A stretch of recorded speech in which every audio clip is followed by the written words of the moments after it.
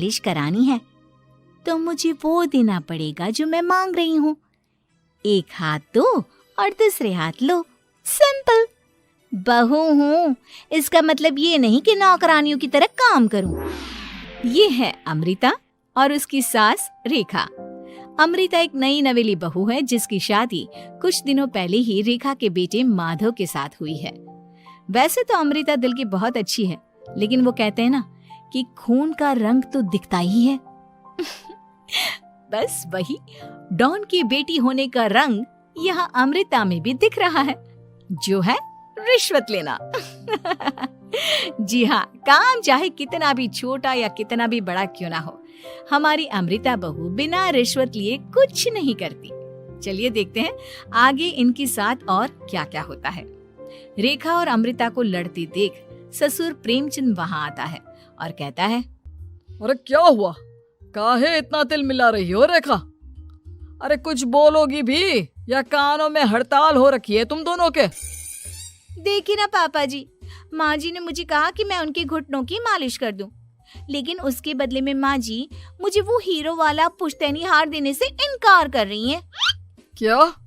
घुटनों की मालिश के लिए हीरो का पुश्तैनी हार कौन मांगता है बहू? पापा जी, आपको तो पता ही है ना, आपकी बहू कितनी सयानी है, हर कोई भी काम फ्री में नहीं करती। और अब शेखावत खानदान का आटा तो इतना भी गीला नहीं है कि अपनी बहू को हार ना दे पाए। क्यों माय डियर माँ जी? देखा आपने प्रेमचंद जी, ये अब मुझसे पुश्तैनी हार मांग रही है, कल को पूरा घर मांग लेगी। अरे जा जा, मैं खुद कर लूंगी अपनी मालिश। ठीक है, मुझे क्या।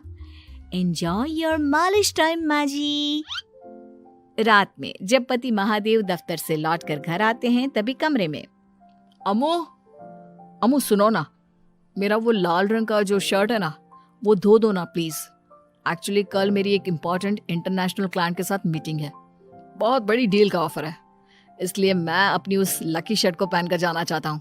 अभी धो दो, रात भर में तो सूखी जाएगी, फिर कल अच्छे से कड़क वाली इस्त्री कर देना अपने शुभ शुभ हाथों से। जी नहीं, मैं ये सब ऐसे ही नहीं करने वाली। अगर काम करवाना है तो मेरी एक शर्त है। अरे यार, तुम और तुम्हारी शर्तें, बोलो क्या है? आपको मुझे 10 मनीष मल्होत्रा डिजाइनर की साड़ियां दिलानी होगी। 2 हफ्तों में मेरी स्वीट हार्ट फ्रेंड बिल्लो रानी की शादी है। मैं वहां डिजाइनर साड़ी पहनकर जाऊंगी और सब कुछ जला दूंगी। माधव अपनी बीवी की बात सुनकर हैरान परेशान अपने सर पर हाथ रखकर बैठ जाता है। अरे तुम बीवी हो या आफत? तुम्हारे दिमाग में जंग लग गया है क्या? देखो इतने सारे पैसे नहीं है मेरे पास। तुम्हारी याददाश्त तो जगह पर है ना माधव, भूल गए? मैं एक डॉन की बेटी हूँ। अगर तुमने मेरे कहे मुताबिक काम नहीं किया तो तुम्हारे लाल शर्ट को दूर ही रखो, मेरे पापा तुम्हें ही लाल कर डालेंगे। ठीक है, चलो अब ज्यादा मत डराओ, तुम्हें जो चाहेगा मिल जाएगा। अब ये डर और रिश्वत का सिलसिला यूं ही चलता रहता है और इसी तरह समय बीतता रहता है। एक सुबह सब नाश्ते के टेबल पर बैठे थे, जहां अमृता सबके सामने एक व्हाइट बोर्ड लाती है जिस पर दिन भर के सारे कामों के रेट लिखे हुए थे। अब ये क्या है? टीचर नहीं बनने का इरादा है क्या तेरा? अगर हाँ तो अफसोस, बेचारे बच्चे, उनका भविष्य तो अंधेरे में है। आप लोग बेकार की बातें बंद कीजिए और आंखें खोलकर ठीक से पढ़िए क्या लिखा है। ये आज के सारे कामों के रेट्स हैं। आलू पराठे, चाय, दाल, रोटी, चावल, सब्जी, हलवा, मिठाई, रसोई की सफाई, वॉशिंग मशीन में कपड़े धोना, ओखल में मसाले कूटना और माँ जी और पापा जी के अलमारी की सफाई करना। इन सब कामों की कुल मिला के जो रकम बनती है वो है ये 10,000 रुपए और माँ जी के लेटेस्ट लाए हुए सोने के झुमके भी। अमृता, तुम इंसान हो या हैवान? जरा तो दया करो हम पर। हे राम जी, उठा लो, अब ना देखा जाता ये सब। सच में पता नहीं कौन सा दिन था वो जब ये हमारे घर आई। महादेव, तेरे प्यार ने तो हमारा जीना दुश्वार कर दिया बेटा। दुनिया में बहुत रिश्वतखोर लोग देखे, लेकिन ऐसी रिश्वतखोर बहू पहली बार देख रहा हूँ। जो अपने ही परिवार को लूटने में लगी है। बहू, तुझे पता है ना कि ऐसे रिश्वत मांगना गुनाह है। पापा जी, मैं कोई गुनाह नहीं कर रही हूँ। रिश्वत लेना बाहर की दुनिया में गुनाह है। मैं तो बस अपना हक मांगती हूँ। मेरी रिश्वत रिश्वत नहीं, मेरा शगुन है, नेग है। और वैसे भी मैं एक बहू हूँ, इसका मतलब ये नहीं कि मैं सब काम पूरी जिंदगी फ्री में करूँ, आपके चरणों को धोते बैठूं और 24 घंटे आपकी नॉन स्टॉप सेवा करती बैठूं। चलिए छोड़िए, नाश्ता और खाना चाहिए तो बोल दो जल्दी से, वरना मैं चली थिएटर। आज मेरे फेवरेट सलमान की पिक्चर रिलीज हुई है। इतना कहकर अमृता वहां से चली जाती है। इस बेवकूफ का जल्दी कुछ करना पड़ेगा। कुछ दिनों बाद घर में पूजा रखी थी और पूजा में 11 पंडितों का खाना बनाने के लिए कहा जाता है, वो भी नई बहू के हाथों से। देखो अमृता बहू, आज घर में पूजा है, 11 पंडितों को खाना खिलाना है। 56 भोग बना पाओगी? उन्होंने कहा है कि नई बहू के हाथों का खाना ही होना चाहिए, नहीं तो मैं रेखा को ही बोल देता हूँ। ओ कम ऑन पापा जी, खाना तो मैंने फ्री फंड में अपने घर में भी कभी ना बनाया, तो अब आपको क्या लगा कि पूजा का नाम लेकर आप मुझे अपनी झांसी में फंसा लोगे? अरे कल मुही, बस अब बस, पहले सुन भी ले क्या कह रहे हैं हम। तुम्हें जितने पैसे चाहिए, जितने तोहफे चाहिए, सब ले लेना, बस पूजा पाठ में कोई बाधा नहीं आनी चाहिए। ओहो, ये हुई ना समझदारी वाली बात। ठीक है, अब आप लोग निश्चिंत रहिए, मैं ऐसा खाना बनाऊंगी कि उन 11 पंडितों की 11 पुश्तें भी मेरे खाने के स्वाद को याद रखेंगी। अमृता पंडितों के लिए खाना पकाती है और पूजा संपन्न होने के बाद उन्हें केले के पत्तों पर खाना परोसती भी है, जिस पर खाने का पहला निवाला खाते ही वो क्या भोजन है। हम इतनी जगहों पर जाते हैं, लेकिन इतना अच्छा स्वाद तो काफी मुश्किल से चखने मिलता है। रेखा जी, प्रेमचंद भाई साहब, आप लोग सच में भाग्यवान हो कि आपको इतनी सर्वगुण संपन्न बहू मिली है, जिसके हाथों में साक्षात माँ अन्नपूर्णा विराजती है।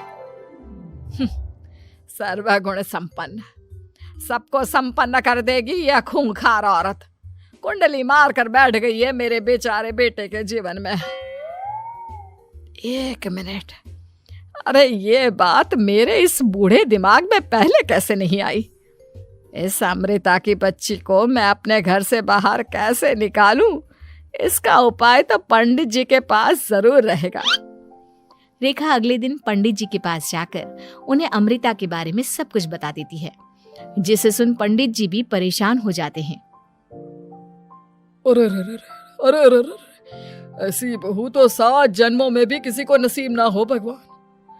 देखिए रेखा जी, आपकी रिश्वतखोर बहू और आपके बेटे की कुंडलियों को जोड़कर देखा है मैंने, लेकिन इसमें तो यही बता रहे हैं कि ये आपके जीवन से कभी नहीं जाने वाली।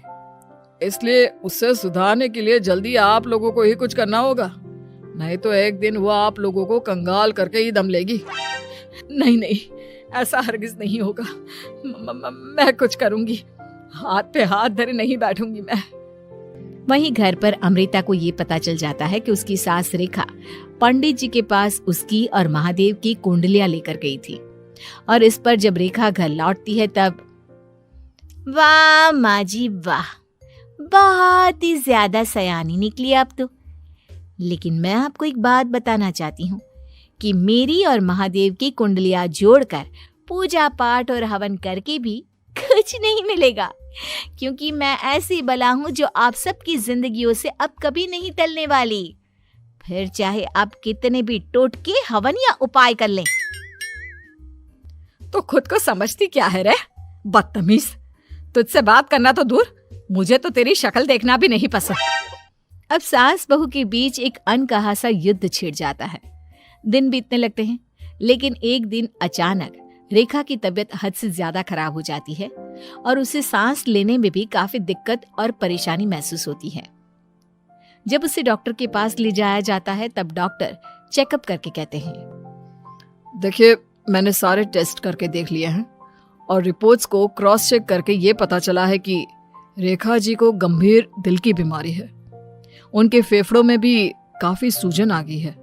उनका जल्द से जल्द ऑपरेशन करना होगा, वरना आई एम सॉरी टू से उन्हें बचाना मुश्किल हो जाएगा। ये खबर सुनकर प्रेमचंद और माधव दोनों हक्का बक्का रह जाते हैं। लेकिन डॉक्टर साहब, कितने पैसे लगेंगे ऑपरेशन के लिए? और उसके बाद रेखा पूरी तरह ठीक तो हो जाएगी ना? जी हाँ, इस ऑपरेशन के बाद वो बिल्कुल ठीक हो जाएंगे, लेकिन वो तभी हो सकता है जब ऑपरेशन टाइम से हो पाएगा। और रही बात ऑपरेशन के खर्चे की, तो उसमें तकरीबन 6 से 7 लाख रुपए तक लग सकते हैं। जहां एक तरह सब रेखा की तबीयत और ऑपरेशन को लेकर परेशान होते हैं, वहीं घर पर रेखा को बिस्तर पर देखकर भी अमृता के अंदर जरा भी दया नहीं आती। ओ माँ जी, ये अपना फालतू का मेलोड्रामा बंद कीजिए ना आप। मुझे पता है आपको मुझे रिश्वत नहीं देनी है और घर के सारे काम मुझसे मुफ्त में करवाने हैं, इसीलिए आप ये सब कर रही हो ना। सीरियसली अमृता, ऐसे हालात में तुम ऐसी बातें कैसे कर सकती हो? हम यहाँ परेशान हैं कि ऑपरेशन कैसे कराएंगे, बैंक में इतने पैसे भी नहीं है, और तुम माँ को ताने सुना रही हो। अरे अमृता बहू, मैं भला ढोंग क्यों करूंगी? हम 6 से 7 लाख का बंदोबस्त कैसे करेंगे? करेंगे पापा, कैसे भी करेंगे। अमृता, अगर कभी भी जिंदगी में तुमने मुझसे सच्चा प्यार किया है, एक पल के लिए भी सही, तो तुम्हें आज इस परिवार, इस घर की नींव, मेरी माँ को बचाना होगा। हमने अपना सब कुछ तुम्हें दे दिया है, अब तुम्हारी बारी है अपने किए का हिसाब चुकाने की। मुझे पता है तुम्हारे अंदर भी दिल है। अमृता बिना कुछ कहे वहां से चली जाती है और अपने कमरे में जाकर वो अलमारी में से अपनी माँ की तस्वीर को निकालकर, आज मुझे इतना बुरा आपकी गैर मौजूदगी ने ही बनाया। मैंने कभी आपकी लोरी नहीं सुनी, आपकी गोद में नहीं सोई, आपके हाथों से अपने बालों की चंपी नहीं करवाई, क्योंकि वक्त से पहले ही आप मुझे यहाँ छोड़कर चली गई। लेकिन अब मैंने जितना भी इस घर से लिया है, उतना सूद समेत चुकाने की बारी आ गई है। अब मैं अपने रहते अपने प्यार को भी उसी दर्द से नहीं गुजरने दे सकती जो मैंने आपके नहीं होने से सहा है। अमृता तुरंत ही अपने सारे पैसे और गहने माधव को लौटा देती है और रेखा का ऑपरेशन किया जाता है। रेखा ठीक हो जाती है और जब घर आती है तब अमृता दरवाजे पर आरती की थाली लिए खड़ी होती है। वेलकम होम माँ जी, आई मिस्ड यू। पता है कितने दिनों से किसी के भी साथ लड़ाई नहीं की थी मैंने, और ना ही किसी से रिश्वत मिली मुझे। क्या? हमें तो लगा था कि तेरी अकल ठिकाने आ गई है, लेकिन तू तो अभी भी जैसी की तैसी ही है। माँ जी, पूरी बात तो सुनिए। हाँ, ये सच है कि मैं रिश्वत लिए बिना नहीं रह सकती लेकिन अब ना मेरी रिश्वत बदल गई है। अब मुझे हर काम के बदले झप्पी, अपनापन, प्यार और अपनी इस माँ का दुलार चाहिए। ये सब तो हम तुझे भर भर के दे सकते हैं बेटा। पूरा घर एक साथ अमृता को जोर की झप्पी देता है और सब हंसते मुस्कुराते